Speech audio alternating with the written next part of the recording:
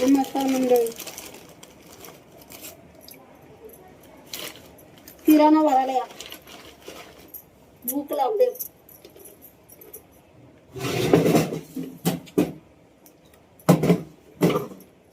एवढूसा किराणा फक्त 5,000 आला. त्या हलकट माणसाला जरा सुद्धा जाणीव नाही. त्याला डब्बा देताना मी वरनं खाली पडली होती पहिल्या पायरीवरून, पण त्याने पैसे नाही दिले माझे.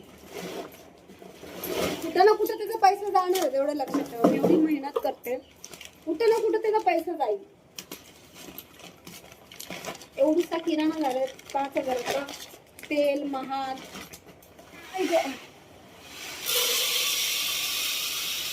डाळी महाग. थोडा म्हणजे एंडिंग आहे ना, म्हणून मी काय केलं, फक्त डाळी बिळी भरल्या आणि तेल भरलं. बाकीचं म्हटलं 1 तारखेला पेमेंट आलं तर भरून टाकेल. त्यात पण चण्याची डाळ राहिली, गव्हाचं पीठ राहिलं, सगळं राहिलं. तुम्ही जर हा बिझनेस करत असाल ना, तर सांगते कोणाला ना उधारी देऊ नका. या जगात माणुसकी राहिलेली नाही, बिलकुल माणुसकी राहिलेली नाही. लोक आपल्याला निबडतात आणि निघून जातात. गोड गोड, आणि जे गोड बोलणारे लोक आहे ना, त्यांच्यावर जरा पण विश्वास ठेवू नका.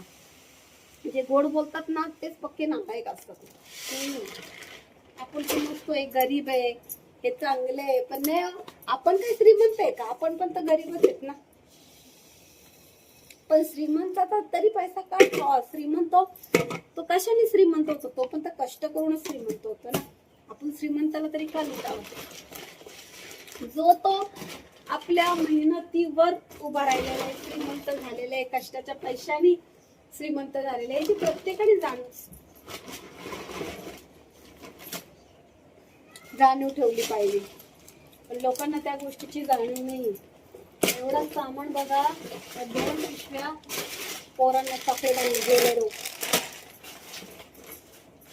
आलं लसणाच्या पेस्ट आणि आपले मसाले असतात ना, कांदा लसूण मसाला, कधी कधी चिकनला लागतो, आणून ठेवते मी असे मसाले.